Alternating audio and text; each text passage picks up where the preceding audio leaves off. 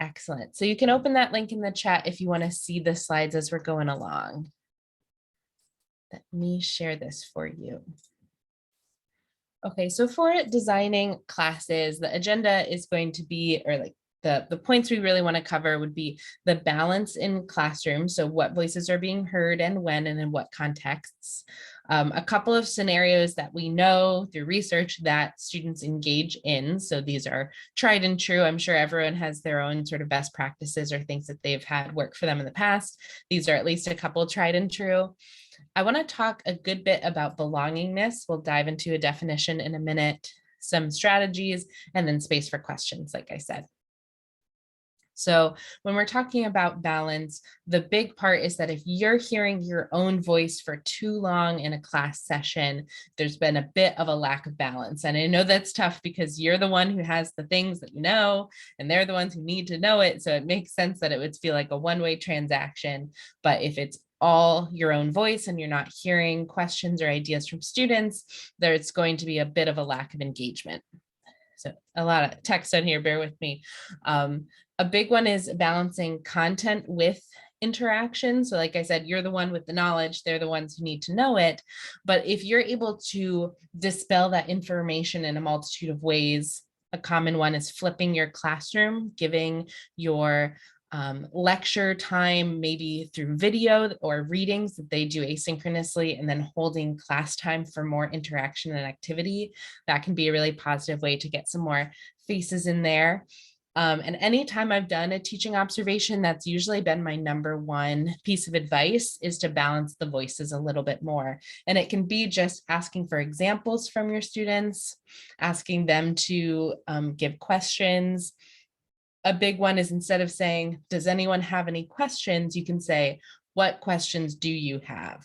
So come in with the assumption that they're going to give you some of that information.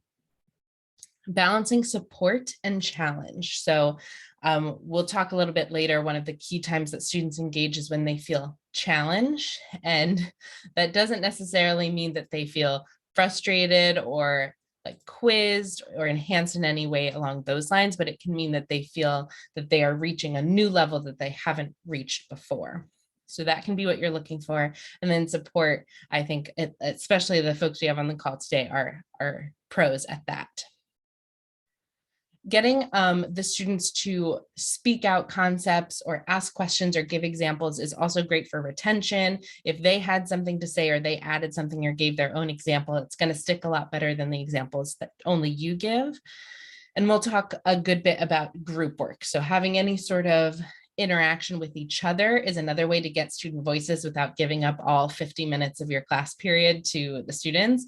Is if they're simultaneously talking to each other, they're hearing their own and their classmates' voices without it taking the entire class period. So that's a key one for us. And going over a couple other scenarios, we know that setting expectations is absolutely vital in getting the students to engage. We're at the expectation pinnacle of the semester. You have your syllabus, the first day of class, what you write on the homepage of Canvas, what you put in that first announcement. Those are your key first impressions of saying this is the expectation for the semester. So take advantage of the fact that we're at that point, and dispel that as accurately as possible. Show them what success can look like in your class explicitly. We mentioned before group work, making sure that they have a chance to share and that they are encouraged. So we talk a good bit about rewarding the students when they do or say the right thing, or if they do or say anything right, especially if you're teaching online.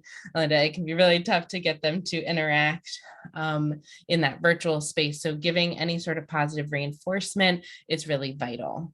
And rewarded can often mean graded in a class. I know it can be frustrating to feel that your students are just in it for the grade, but it's really one of the only ways that you have to explicitly give that sort of reward.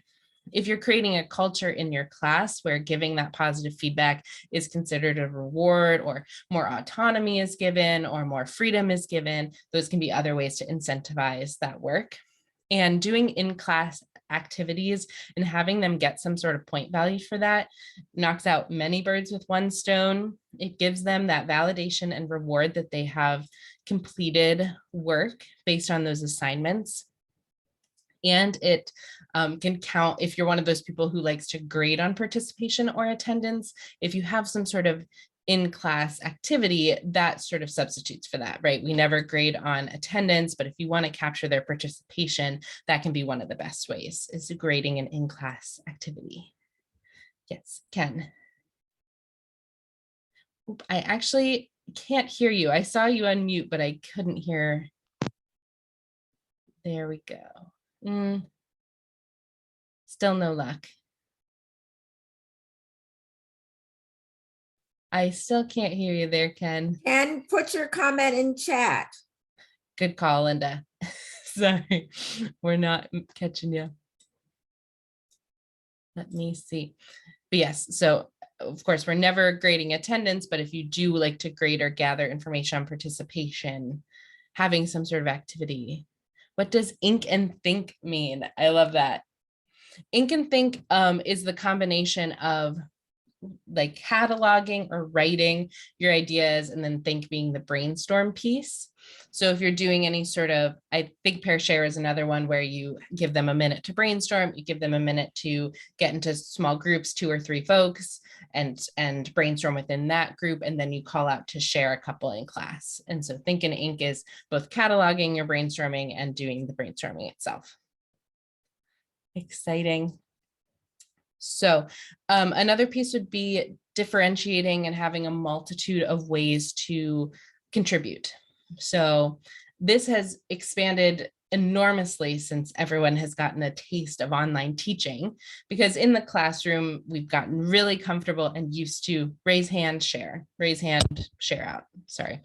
And so if you are in online modality, you probably started getting comfortable with things like the chat, maybe using polls, maybe using a Padlet or a third-party tool. And those things don't have to go away just because your class is back into in-person. You can use that synchronous time to leverage something like a poll or a Padlet, but you can also have methods of contribution that are class-wide online. So the common one would be a Canvas discussion board where they can share and talk to each other, but maybe if they have any sort of barriers that make sharing in a synchronous class space difficult, they have another option to shine and show you that they're getting the concepts. The underlying principle to all of this is making sure that they feel like they belong in the class. And that is sort of an innocuous phrase that you've probably heard before. So we'll dive into it just a little bit. Belongingness encompasses more than just that they made it into your class, they made it into the University of Maryland, and every barrier that maybe took them to getting into the business school and into that given major in that given class, but that they belong there holistically as a person. We have these 6 sort of simple principles that can be used to facilitate that belongingness, and you'll have to add in your own depending on the sort of class culture that you build. So using the students' names is one that I think increased over online teaching as well. I'm always very lucky that I can see everyone's names here on the Zoom. You know who to call out. You can start associating names with their thoughts and their concepts. But taking whatever strategy you use in in-person classes to learn their names is a vital investment in your time. So whether it be name cards, name tags, whatever you're used to using. We mentioned this before, really being explicit about the path to success, making sure that they can see rubrics, they can see in your syllabus the outline of the deliverables that they need, making sure that your objectives are clear and action-based. So, right, I always shy away from or run away from an objective that says understands the concepts of blah, because what is understands, right? Can they demonstrate that understanding in some way? Can we put a verb to that demonstration? They were able to demonstrate through a project or maybe an exam or a case study. So clarifying that path to success and making sure that there are concrete actions your students can take is vital. Hearing every voice. Darren is always advocate of this, and I know she does this in her course, where in that first day, even though an icebreaker activity can be a little bit cringe and can be a little bit tough, doing an icebreaker where you hear every student's voice at least once and telling them, I'm doing this because I value hearing your voices and I expect to hear from you throughout the semester, can be really vital in showing them that you're not paying lip service to these principles, but actually following through with them. And it's that first class, so it's a very impactful first impression. It's a great way to hear from everyone. We talked about group work. I know the business school is one of the best for group work, as far as having cases and presentations and projects. So keep that up. If you don't have any group work in your course, meet with someone at OTL. We can talk through the logistics of that. Yes, we have a question. Are there templates of class participation rubrics that we can use? There's a little bit of language in the syllabus template, but I will dig on our rubrics page to see if we have anything on participation in general. But it's very specific to different classes, and some classes are discussion based and some aren't, but I'll dig for some of that language for you. Excellent. Diversifying the content and resources. That is something we definitely have examples of on our site and resources for. If you can see yourself in the cases and examples that are given, there's a lot more likelihood of retention and that feeling of belongingness. So we have lots of examples of cases in different libraries on our site that you can pull from, but you can also use the students to help pull in that content. So rather than giving an example of a company that you've been using for 10 years, you can make one of the assignments having students pull examples of companies and scenarios, and then you can pull from that library to make your point or explain your concept to make them feel a little more invested, like they are being seen in the content that you teach. And the last one is to remind you that it's not a perfect formula. You might not see your course evals mentioning safe spaces and belongingness right away, and it's going to take practice and personalization to the way that you teach and your content. So just keep trying. If every semester you add one thing that feels like you're moving in this direction, or every semester you do a bit of reflection on what went well and what didn't in this space, you're doing your best. So are there questions on belongingness before I move on? It's one of our favorite topics. We have just a bit here on specifically for international students. There's a big international student population at Smith, and there are some specific things that you can do to help foster belongingness in that space. And we've talked a ton about setting your expectations and being explicit about it, but even the things you think are a given, you can still be explicit about. This is Darren's presentation she usually gives, so she likes to mention how when she came over to the States from Ireland, it was her understanding that you never interrupt the professor, you never leave the room, you never do something without asking for permission first, because that is just the general norm in higher ed in Ireland at the time. And so I think it was her classmate like got up to go to the bathroom in the middle of lecture, and Darren's thinking, what in the world? You can't just do that. But that was completely normal in the higher ed space here at Maryland. So things like if you prefer raising hands versus just having someone interrupt and share out, when bathroom breaks are appropriate, and how you'd like questions to be asked. Those things seem old hat, but they should be clarified for your international students and your students who that maybe their last few years of school have been a mishmash of online, hybrid, maybe at one session in person. So they never built the skill or the practice or the cadence of what we kind of see as a traditional classroom to be. So be extra explicit on those fronts. Dates are another one, especially since maybe you're still tweaking your syllabus at this point. Dates are another big one for any international students, right? The way the US does the month and the day and the year is not necessarily standardized. So if you can anywhere on your syllabus put January 31st or February 2nd, that's much better than putting, 2-2 2022.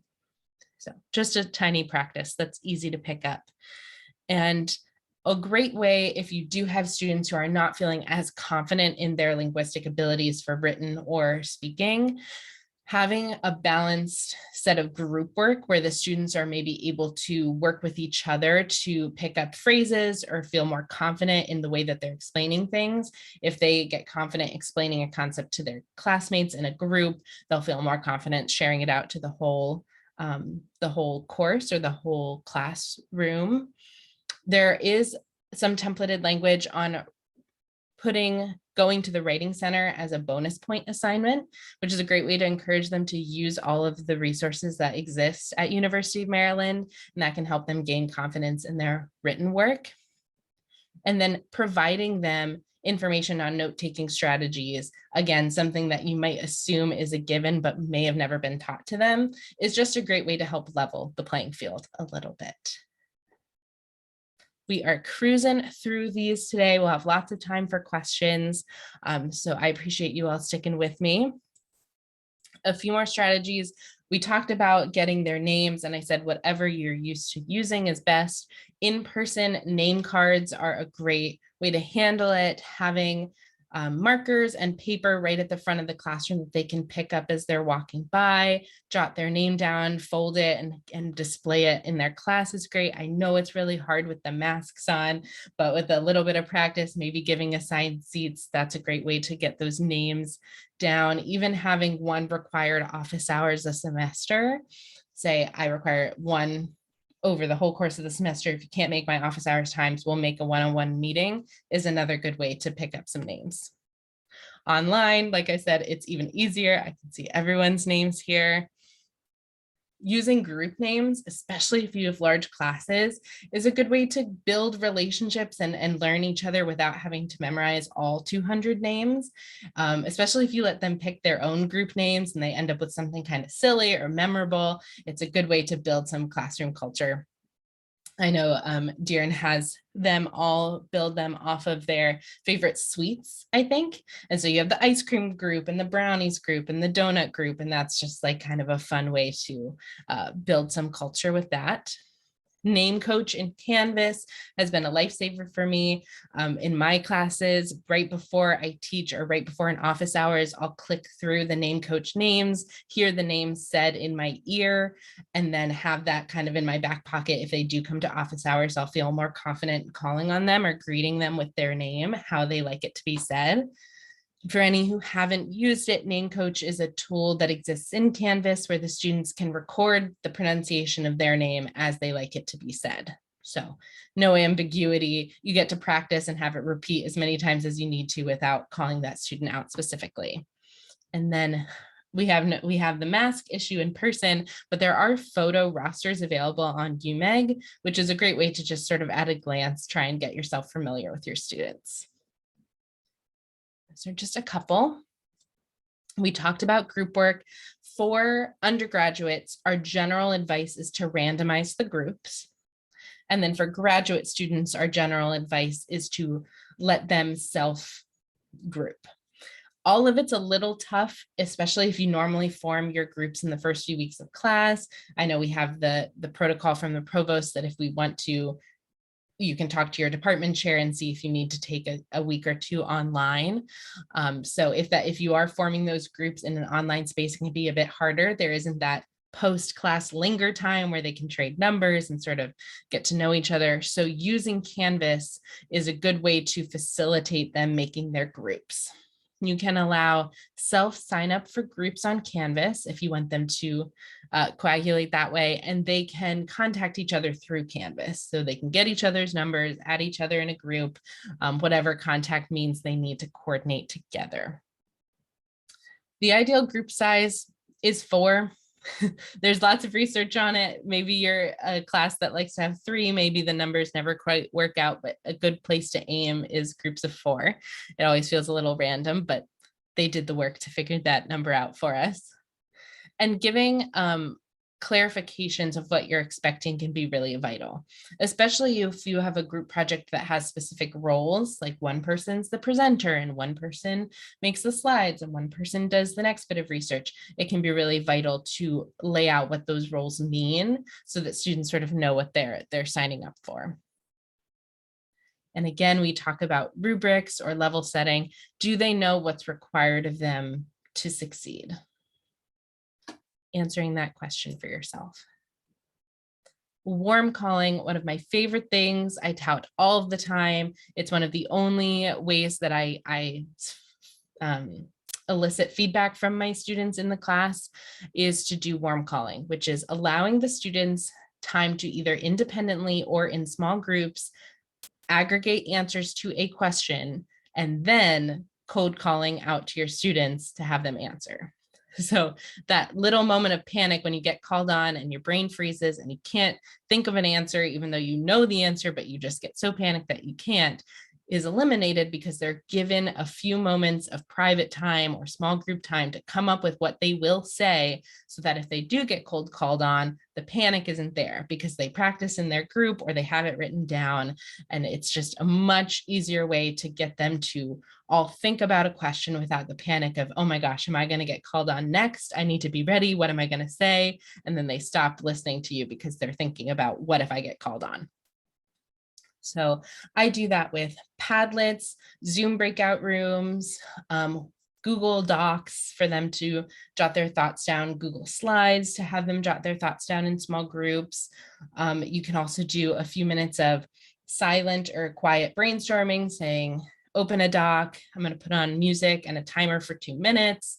All of these are easy ways to give them a few minutes to brainstorm.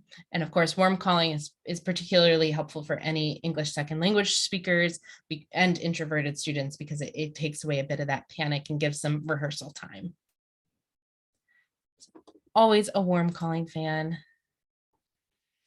I mentioned at the top, hearing every voice, maybe through some sort of ice-breaking exercise, or if you have them in groups, rotating which group you call on each class can be very vital. They need to hear their own voice among their peers and in the full class space.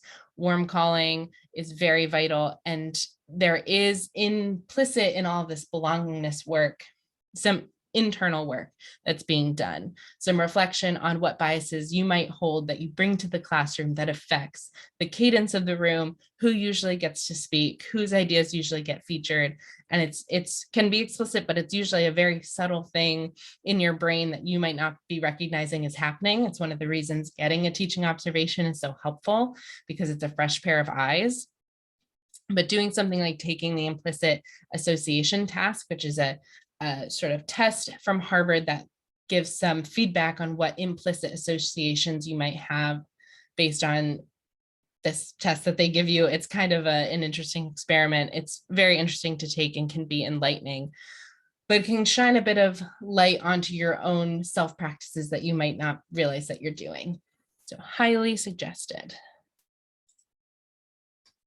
This I stand by as being one of the best teaching tools. I don't have a water bottle. I have this Starbucks brand tumbler that is useless because you can't bring your own items into Starbucks anymore, which is healthier and safer, I'm sure.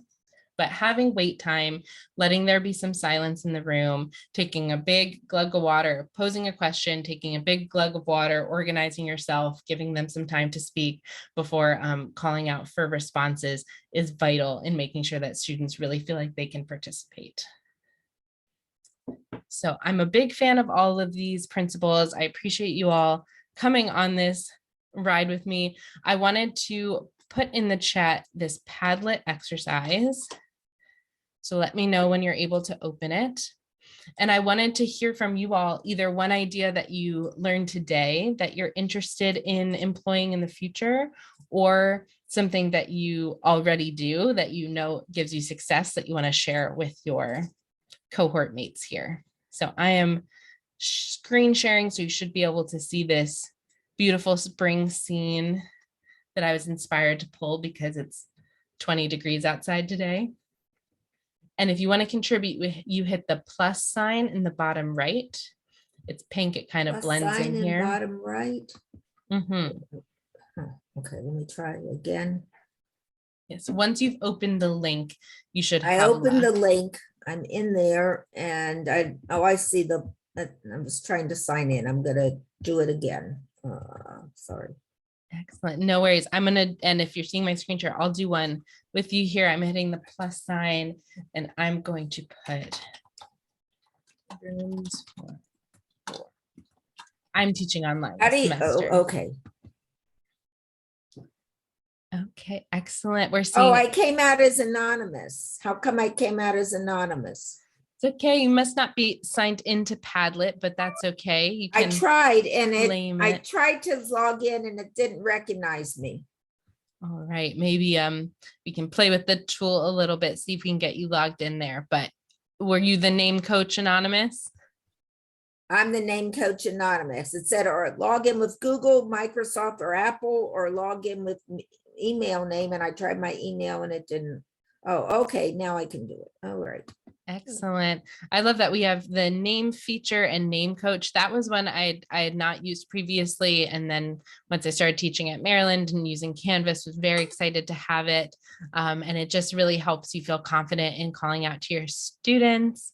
And then I popped in breakout rooms for warm calling because I am lucky I'm teaching online this semester. So I still get to use my good old fashioned breakout Oh, rooms. We can get 3 Padlets free. Is that what we should start on? Welcome to Padlet. If you Free want to Padlet. use this tool in your teaching, you No, do I get don't 3 want, for free. I'm not going to try to do that. That sounds good. Then I think you're I'll good. just I be appreciate anonymous. that. Sounds good. I'll know it was you. Does anyone else want to share out? You can unmute. I see we had a few folks join us after I'd gotten started. So hi, Mary, and hi, Adil. So yeah, any other methods that you plan to use this semester that you want to share out to the group? Hi, I Hi, was Mary. Carrie. This semester, I started using music at the beginning of class when I had cases, and I just gave them 10 minutes to go over the case again. For some of them, they probably were looking at it for the first time. But I did see that the level of discussion was so much better. And I just played smooth jazz.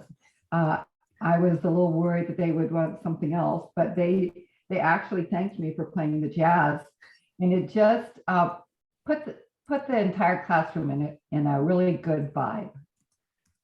I absolutely love that. Yes, incorporating music into the classroom can be so huge for the vibe, specifically the attitude, the energy in the room, and then adding that with a little bit of independent review time, especially for something like the case. So for the few students who maybe couldn't get to it that week, they're still able to participate and not feel panicked the whole class that you're going to call on them and they have no idea what's going on. Exactly. I love that. Anyone else have a method they want to share out? I'm definitely going to add Mary's to our list.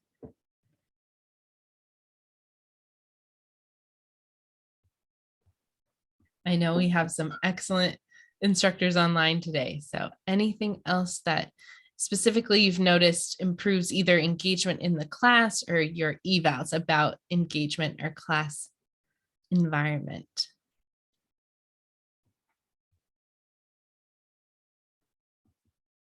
No worries. I appreciate everyone's participation today. I do want to share with you, I'm going to share my screen one more time. If you're looking for more resources on this topic specifically, you can head to our site. Let me share it in the chat. And we do have a section on engaging students. So it's under teaching engaged students. We have getting students engaged, keeping students engaged, and then specifically in online instruction, some methods. And so we talked about designing engaging classes. That's what we went over today specifically. There's more items on warm calling, growth mindset. There's even a couple of icebreaker templates, which can be great because those are tough to come up with, and some other resources that are really vital. And to what we spoke to at the very beginning, teaching asynchronously, flipping your classroom, giving what would be some lecture in a different format so that you save more class time for activities and interaction, very vital. So teaching asynchronously might feel out of place here, but it's really helpful in making the most of your face-to-face time with the students. And then under keeping students engaged, we have items about presentation, how to slow down your instruction, maybe slides or anything that you need in terms of making that bit of lecture that you do give as inviting as possible. For any of our, maybe our AIA or finance, or truly all of our majors have some large class sizes. But if you do have any of those really big lecture classes, there's some advice specifically how to help with those. We're a big fan of cases at the Smith School. This holds many of our case guides, how-tos, as well as resources of new cases you might want to add into your class, including ones that have a more diverse pool of characters. We do have a little guide here on music and movement. So Mary Harms must have known where we were headed, and some ideas about active learning while physically distancing. Right now, we don't have any specific qualifications about how to distance in a classroom. There is no distancing order, but if you're trying to make that best practice, you can pull from there. Details on group work. The facilitating group work is both how to for Canvas and how to for instruction. And then the last bit we didn't discuss was addressing technology use. This will be pretty vital if you're teaching face-to-face. And there's always been the option to ban technology from your classroom and say it's a tech-free class. I'm trying to remember, Michael, maybe you were one of the new faculty. I know one of our new faculty last term did adopt a tech-free space and what that can look like. But what we do suggest is giving tech on and tech off time. So we have these slides, some instructions. Tech on, you may use your devices, or please turn your devices off now. And what that can mean is maybe you open the class with a poll, something that they need their phone or computer for. So they're engaged, they're using their technology, they've made some point, they've shared out their thoughts. You can say, great, close that laptop for me, or put that phone down for me. I want to tell you about XYZ. And it's a great way to keep them engaged where they don't feel the sort of rebellious feature of, oh, they're making me give my phone up at the beginning of class, but saying there's a time and space where your phone is appropriate and there's a time and space where it's not. Michael, I saw you unmute for me there. Yes, I did. Yes, and I'm sorry. And I am one of those people who does not allow technology because, again, part of it is it distracts everybody behind them. However, I do allow students to use an iPad if it's flat on the desk. Ah, I see. So it doesn't pop up for anyone who's sitting behind them. Exactly. And there's some students who don't like it, but again, I do it because it's distracting to other students, you know. So, but I also have, 150 people in every class. So that's also an issue. Right. No, you are the perfect scenario of how to deal with technology and a giant class.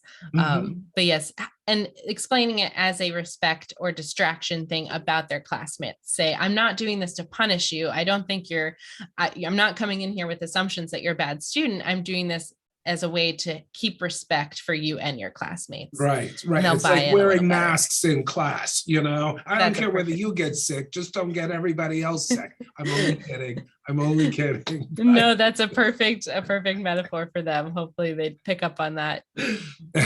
So I appreciate the share outs and everyone engaging and participating today as much as they can. This was a bit of a short session, but I covered all the content I wanted to make sure I covered today, and I'll leave this space for questions.